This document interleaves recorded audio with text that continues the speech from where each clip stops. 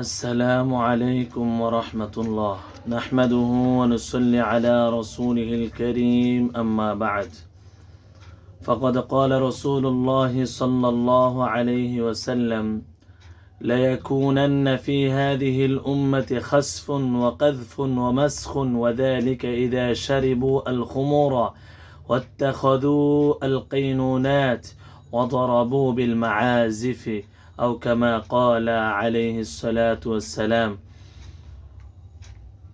সুপ্রিয় দর্শক, যে বিষয়টা নিয়ে আপনাদের সম্মুখে উপস্থিত হয়েছি তা হলো মদ সংক্রান্ত বিষয়। মাদক এটা হারাম, মদ পান করা আল্লাহ পাক রব্বুল আলামিনের ঘোষণা অনুযায়ী এটা হারাম, নিষিদ্ধ। অতএব এই মদ থেকে আমাদেরকে ফিরে আসতে হবে। মদ পান করার দ্বারা নিজের ভিতরে গুনার কাজ জন্ম দেয়, জিনার কাজ জন্ম দেয়। এই জন্য এই মদ পান করা থেকে নিজেকে বিরত রাখতে হবে। জমিনের মধ্যে যে ভূমিকম্প হয়, এই ভূমিকম্প কেন হয়?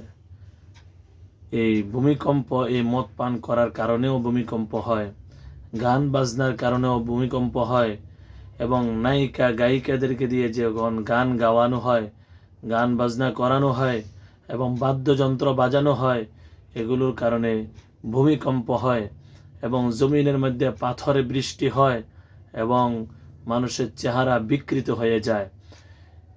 আল্লাহ রসুল সাল্লাল্লাহু আলাইহি ওয়াসাল্লাম যেমন বলেছেন, লায়াকুনান্না ফি হাযিহিল উম্মাহ, এই উম্মতের মধ্যে, এই উম্মতের লোকেরা যখন তারা মদ পান করবে, ওয়াযালিকা ইযা শারিবু আল খুমুরা, যখন তারা মদ পান করবে তখন এই উম্মতের মধ্যে খাসফুন, ভূমিকম্প হবে, ওয়াকাযফুন, এবং পাথর বৃষ্টি হবে, এবং ওয়ামাসখুন, এবং চেহারা বিকৃত হয়ে যাবে। কিসের কারণে? এই উম্মতের মধ্যে যখন মদ পানের প্রবণতা বেড়ে যাবে, মদ্যপানের প্রবণতা যখন বেড়ে যাবে, মানুষ যখন মদ পান করবে এবং ওয়াত্তাখাযু আল কাইনুনাত, এবং নায়িকা এবং গায়িকারে দিয়ে যখন গান বাজনা করাবে, এবং ওয়াদরাবু বিল মাআজিফি, এবং বাদ্যযন্ত্র যখন বাজাবে, তখনই এই জমিনের মধ্যে তিনটা মুসিবত আসবে। এক নাম্বার হলো ভূমিকম্প শুরু হয়ে যাবে, অথবা পাথর বৃষ্টি হবে, অথবা মানুষের চেহারা বিকৃত হয়ে যাবে। তাহলে এই হাদিসের মধ্যে আসছে যে ভূমিকম্প হওয়ার একটা কারণ হলো যে মদ্যপান করা। তাহলে এই মদ পান করার কারণে জমিনের মধ্যে ভূমিকম্প হয়।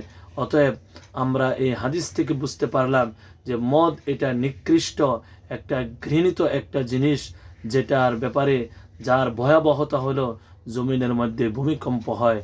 তাহলে আসুন আমরা আজকের থেকে মদ পান করা থেকে নিজেকে বিরত রাখি, হারাম খাবার বর্জন করি, হালাল খাবার আহার করি, সুন্নতি জিন্দিগি কায়েম করি। আল্লাহ পাক রব্বুল আলামিন আমাদের সকলকে মাদক মুক্ত জীবন গড়ার তৌফিক দান করুন।